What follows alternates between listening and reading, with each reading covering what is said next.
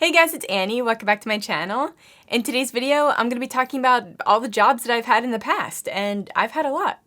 So hopefully you guys find this video interesting. I know I'm always curious to see what people did before their actual careers or just any job in general that they've had. I don't know. Is this something that interests you guys? Let me know in the comments down below. But I hope you guys like this video, and if you want to hear about all of my past jobs, then keep watching. Alright guys, so excuse my frizzy hair in this video. I just got out of the shower, maybe like 20 minutes ago, but I didn't want to put any product in it yet, so this is where we're at. I'm just gonna pin these back because I don't want to put a crease in my hair with my headband. I need to get those little cushion clips that Nikki Tutorials uses. Alright, so for this video, I thought it would be a fun idea to talk about all the past jobs that I've had because I've had so many. I actually got this idea from listening to like a super old vlog from Nicole Guerrero. She didn't go into specifics about like specific jobs that she had, at least not in this vlog, but she was just talking about how many jobs that she's had. But I remember when she said that, I was like, I have worked so many jobs too. Like, I think that would be such a cool video just to let you guys in a little bit more on my life.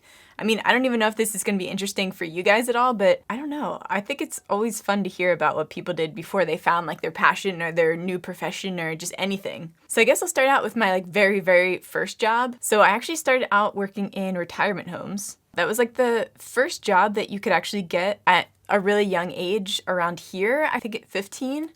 I was working there, and like every other job, I believe you have to be 16. They might have changed those rules, I'm not sure. But yeah, I liked working at retirement homes. You would always get like the sassy old people, and I feel like I just connect better with older people. I just feel like you can really talk about life and you can have deep conversations, so that was always fun. I don't have like too much to talk about with that, especially because I was so young when I was working there, but I did work there from like 15 until I had to have been at least 17 or maybe 18. So I worked there all throughout high school, and once I started working at other places, I kind of kept them on like the side. Like I would work on the weekends, and then I would work other places during the week. So I started working at Domino's Pizza like right out of high school, so I was 18. I loved it there. Like, honestly, like I have such fond memories of that place. I was a pizza delivery girl. Loved it. And I also got to make pizzas, so I got to be a shift manager like a few nights a week as well. And I remember they would pay me like $10 under the table, and I was like, this is so cool. Like, but I love delivering pizzas. So you would just be in your car all day long, just listening to music, delivering pizzas. It was just fun, and you made a lot of money too. The only downside of that job was that it put a lot of wear and tear on your car, so you really accumulated miles. But like I said, you made good money. But it was just such a cool feeling, just having your own money. I remember, this is kind of like a dangerous way of doing it, but I used to stock my money in like my front dresser drawer, like my top dresser drawer, and it would just be like stacks on stacks on stacks, and I just felt like such a badass. And as much money as you made there, I feel like it really taught me how to save my money. You think that it would be the opposite because you would see all this money and be like, oh, I can buy whatever I want. But I never wanted to see like the money go down, so that always like kept me in line. But the thing that was annoying about that place was that you literally, like, when you think about it, you're out in the worst conditions. Like, most people when they're ordering in, it's because they don't want to go outside. And obviously people order in all the time just to order in, but we would be busiest on like the worst weather days, obviously. Like, there would be blizzards and you'd have to go out and deliver pizzas in that. Like, I remember trudging through like mounds of snow to get up to people's doors, and some of their doors weren't like dug out, and I'm like, where the hell am I supposed to like meet you? And they'd be like, oh, like meet me at the garage. And it's like, you couldn't have told me before like I trekked through all this shit. But those were like the big money days where like people would tip you a lot because they just felt bad for you.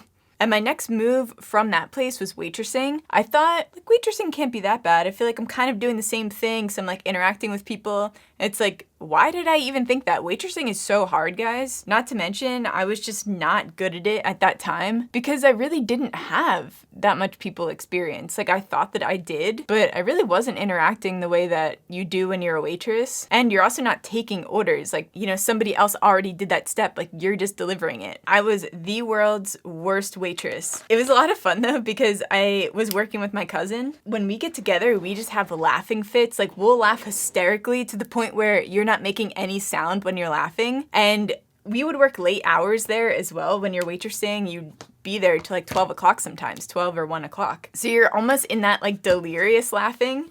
And if you already laugh really easily with somebody, it just gets way worse. It just escalates. So I feel like we were always getting in trouble. And also I hated that owner. He was like the worst guy ever. Like, you know that scene in The Devil Wears Prada where Meryl Streep is coming out of her car and she's like early coming into the office and everybody's like calling each other, they're like sending texts and making like announcements that she's coming in? That's how it was with this guy. Like when he would come in, everyone was just like, like just like chopping things up, like making sure you were like doing your shit. Like, and the thing is, like, obviously you should be working when you're at work, but this guy was a dick. Just so rude. Like if he was trying to correct you with something, it was like you talk to somebody like a human being, but he would just treat you like you were just like the lowest of the low. I feel like I'm not doing a good job at selling how terrible this guy was. But because he was such a jerk, I kind of rebelled against him a little bit and would like do shit that you're not supposed to do because I was young and you don't really think about things that way. Like now that I'm older, it's like, why did I even do shit like that? But I would go in and like just have like full on ice cream sundaes, put like extra like maraschino cherries on there with like extra toppings. And I would just go sit in one of the booths, just like chilling like I'm a customer. It's like, what are you doing? I think back on things like that and I'm like, I had so much nerve as a kid. So once I started realizing that I wasn't that great at waitressing, I was like, what else can I do in the meantime? Like I need to figure something else out. I just kept thinking about my past job because I really liked working at Domino's. I liked being around like the pizza, like I liked making pizzas. So I was on Indeed and I saw an ad for Chuck.E. and my brother and I used to be the biggest fans of their pizza. So you know I had to apply. And it was perfect because I already knew how to make pizzas. I knew how to reheat wings. So instead of applying on Indeed, I decided just to stop in and see if there was a manager available, which I always recommend for anyone to do that anyway. I just think it shows like the extra initiative. And if you're someone who's personable, it's such a great way to really get in there and meet people and show them your personality. So I went in, the manager did happen to be there, so he interviewed me right away in like one of the booths. And I got the job right on the spot, but they didn't have a whole lot of hours there at the time, so I wound up keeping the waitressing job on the weekends, and then I would work during the day at Chuck.E. So one night my brother's friend was over, and he was telling me that his job was looking for a receptionist, and he thought that I would be a good candidate? I don't know. And he worked for Mercedes. I always say Mercedes so casually, but like Mercedes-Benz, if you guys don't know, it's the car brand. And I was like, am I even qualified for this job? Like, even though it was a receptionist position, which is pretty much like you can start entry level. But when I thought of Mercedes, I thought of like really like sophisticated people working there. Like you think of like, I don't know, like dainty women in like cardigans, like typing fast, you know? I don't know why. I thought that it's very specific. But I was like, what's the worst that could happen? Like, let me just go in for the interview and see what the deal is. So I went in, got the job. So right when I got that job, I quit Chuck.E., but I believe that I kept the waitressing job on for a little while on like the weekend nights. Yeah, so I was still waitressing on the weekend, so I had 2 jobs still, which I liked. I always liked keeping busy and just having multiple things going on, multiple streams of revenue. So a couple months into me working there, the receptionist and I just started not getting along well. She started like ganging up on me with like this woman that was in like the other department or something, and I'm just like, what is going on here? I'm like just trying to do my job. And this girl was scary because she was like dating somebody who was like in and out of jail. So I wound up switching departments, so I moved to the sales side. I don't think I mentioned this already, but I was a receptionist for the service side. So I wound up going to the sales side as a receptionist because that receptionist wound up leaving, so the timing actually worked out like perfectly. So I went over there and was more of like a greeter receptionist. So I was the person where when you walk into a dealership, you greet the customers and sees if you need anything, if you need a cup of coffee, do you need tea, like just seeing like what they need and kind of biding their time until they can talk to a salesperson. And I really enjoyed that. And also at that point, I was starting to date my boyfriend. So we've been together for almost 7 years, and that's where we met. We met at Mercedes. And he, at the time, was a product specialist. So he went over all the technology in the cars with the customers. So because he was so passionate about the cars, I was just learning a lot from just talking to him. And it was starting to get to the point where when a customer would come in and a salesperson wasn't available to talk to them, I would kind of take the initiative upon myself to kind of feel them out and see what kind of car they were interested in looking at. And that way I can kind of start to go over the features with them before a salesperson could get there. And it was more of like a fun way of biding their time a little bit. And this way they already get kind of an idea of the cars that they would be interested in. So that was a lot of fun for me. But since I started learning more about the cars, I was like, you know what? Like, maybe I should just start selling cars. And because this dealership had a lot of salespeople, I searched out another dealership that didn't have many salespeople, but was also still like reasonably close to where I live. So I started working at another Mercedes dealership as a salesperson. And guys, like, that was freaking tough. Like, not that I thought it was going to be easy. Like, I knew that it was going to be a challenge, and that's what made me want to do it. You know, I'm really scared to do it, but those are usually like the best decisions when you're scared of something.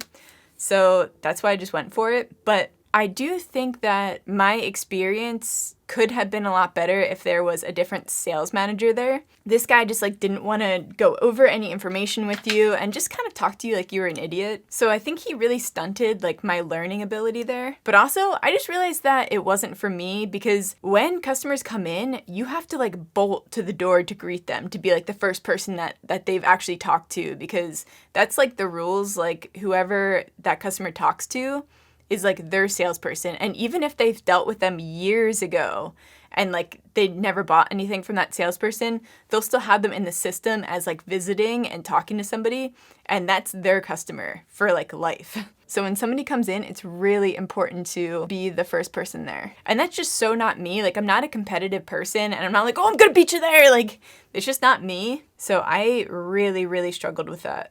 But I do think that I did relatively well for being new and not being super comfortable in that position. But once I realized that selling cars wasn't for me, I was so comfortable within the car industry because I'd been there already in the car industry for about like, what, a year and a half, 2 years at that point.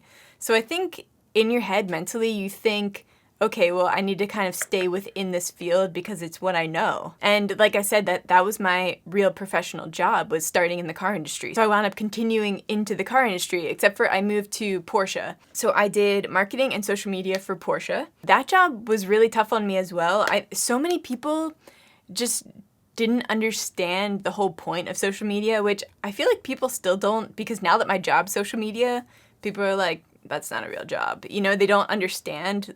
Like, yes, it is. But I caught a lot of flack there from just people thinking that I didn't do anything all day. So that was a little discouraging. But I mean, after I quit there, guys, like almost all of the people that like I didn't get along with all got fired. I mean, I'm not happy about that. Like, I shouldn't be like smiling, but like... So while I was working there, like I said, I did the social media and marketing for them. But in like the meantime, I was also making the follow-up phone calls. So after somebody came in for servicing or after they bought a car, like I was the one who called them to follow up to see how everything was going, like all that kind of stuff. And I just hated doing that. So I really hated that aspect of the job, but for some reason it was really important for them to have that position filled. And I was like, I just don't want to do that. And I was just getting to the point where, well, maybe the car industry is not for me. I think I just got into that car like mentality because, like I had said, I was in it for so long that I was just interchanging my jobs throughout the industry. And I was like, you know what? Like, why am I doing this? So from there, I wound up working at a jewelry place and doing the marketing for them. And then in the meantime, I had to like sell jewelry, which was kind of a nightmare because, I mean, I'm sure that you guys can tell I'm not a big jewelry person. Like, I wear like my sterling silver rings over here, but that's like it. But let me just do my eyeliner off camera real quick, and then I'll be back to talk about that job. Ugh. All right, guys, so I also straightened my hair off camera. Like, kind of straightened it. I like half-ass straightened it. So that place was kind of a nightmare because, like I said, you did have to sell jewelry in the meantime. So when somebody came in and they were looking for something specific, which a lot of them were actually mostly like wedding ring customers who were coming in to look at the selection. And that was always a nightmare for me because I don't know anything about wedding rings. Like, I'm not somebody who's, sorry guys, I'm getting the glue off of these lashes. But I'm not somebody who's looked into wedding rings. Like, I don't know the different like styles of wedding rings, like nothing. Like, I'm completely oblivious. So when somebody would come in, I would have no idea even how to help them or where to start because there were different sections depending on the kind of style of wedding ring that you were looking for. So that was just always a nightmare for me. Not to mention, you guys would be so surprised at the amount of guys that would come in who had mistresses that they would buy jewelry for. And like the other people who worked there like knew of them and had to keep track of which mistress was who and like what they bought last time so that they didn't buy the same thing again or didn't buy the same thing for their wife or like, you know, it was just like, And I actually wasn't at this place for too long. It wound up not really being my style, and it wasn't as much creative freedom as I thought. So like I said, I did marketing there. So I would bring up a lot of ideas, and the owner's son was my manager, so he was the one who I had to talk through all these ideas to. And he was just like never interested in what I had to say or like any kind of new ideas, and he would go off on his own tangents for things that he thought were a good idea, and it just wasn't on brand. Like, it didn't make sense. And it was kind of like I would fight back a little bit, but like I said, he was the owner's son, so how hard can you really fight for that? But they did listen to me in the fact that they needed a new website. So I redesigned their whole website, and that was pretty much like my last like hurrah there. After I made them the new website, I just kind of left. I didn't have another job lined up, and I was like, you know what? I really want to start doing something creative. Like, my only way of being fulfilled is by creating something and doing something fun. Like, I think I just wasted so many years in the car industry, like not really thinking about it, that I didn't get a chance to have too many of those like fun jobs when I was younger. I mean, does anyone really have fun jobs? And I was on Indeed just like searching around, seeing what was in the area, and a floral designer position popped up. And I was like, you know what? I've always wanted to do that. I don't know if I'm good at it, but I romanticized it so much in my head from watching Love Happens. If you guys have seen that with Jennifer Aniston, where she was the florist, she made me want to be a florist. So I jumped at that opportunity to interview. So again, I just went in cold. At that point, I went in with a resume. I looked up how to make a resume, and I just like put all my jobs on there. So fast forward, I obviously got the job, and I loved floral designing. It was so much fun for me, and I loved there's so much about floral designing that you don't really take into consideration.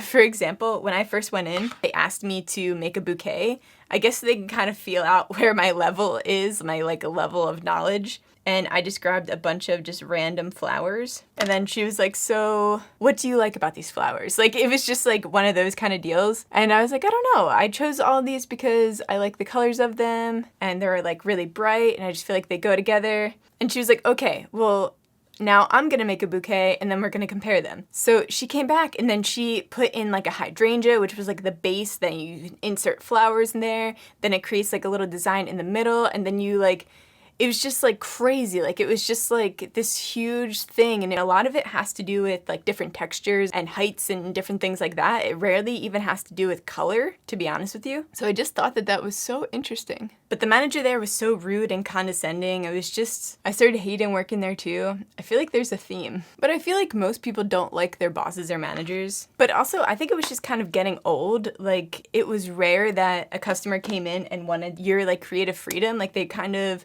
were coming in one specific thing, or they just wanted like a dozen roses, and I don't know, I was just kind of losing interest. So I'm back on Indeed again. I feel like this should be like sponsored by Indeed. But I saw a position at a winery, and this at the time was my favorite winery. They have a wine called Chocolate Cherry Truffle, and that was my ultimate favorite wine at that time. And I had actually worked with them in the past, back when I used to work for Porsche and did the marketing for them. I set up cars on their lawn for one of their like wine and concert series. So I already kind of knew the owners. I was familiar with the place and everything, so it just felt like everything was falling into place. And they were looking for someone to do all of their retail.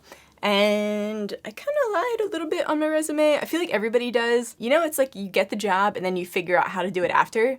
And by the way, that only works if you're willing to like put the work in and study. And I really liked it there originally. Like, I loved my manager. Like, everything was great. Like, I worked there for, what was it, 2 years? I think it was about 2 years at the end. And then I wound up leaving there to do this. So as well as doing like retail for them, I also did a lot of their group wine tastings. So say there's like a group of 25 people who were coming in for like a birthday and they wanted a wine tasting, like that's why they were coming to the winery. I would be the wine presenter for that party. And I wound up falling into this position because I needed to cover for somebody, or somebody was leaving for like an extended amount of time, and they were the original person who did all of the wine tastings. So it was like a last minute thing, and they threw me in to do one, and I guess I did a good job. So they just started scheduling me every single time, and I became like their like wine presenter for like events. And before I got into that position, I was like deathly scared of talking in front of people. It's always been a fear of mine. Back in high school, I would actually take the F on a project or any kind of paper that I had to do a presentation for. So I was like, no, it's not even worth the stress for me because I just couldn't sleep, I couldn't eat, I was just a nervous wreck. Even like back then at a young age, I was like, I don't need this kind of stress in my life. Like, that's why I also didn't graduate on time. Like, I had to take like a summer course.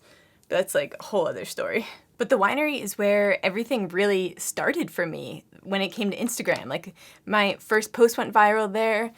Like, any of my big like brand deals happened when I was still working there. It was just such like a, I don't know, I feel like that place will always hold a special place in my heart because of how much I had been through while I was working there. It was like I was cultivating like the future that I wanted while I was working there, which was also very stressful. I was working full time there originally when I had first started, and then gradually I went down to part-time and then down to like maybe like 2 days a week when I was doing really well, and to the point where I didn't need it anymore. And there's obviously like a lot of things that I'm leaving out within each job, but because I've had so many, I didn't know like how much detail to go into on each one, and I kind of wanted to feel you guys out at the same time. I even wanted to see if you're just interested in this video in general, and if you guys did like this video, let me know, because I'll make other videos like fully explaining like everything that went on in the jobs and trying to give you guys as much tea as possible without like giving too much away, you know what I mean? Like, but I hope that you guys found this video interesting or got to know me a little bit better, I guess.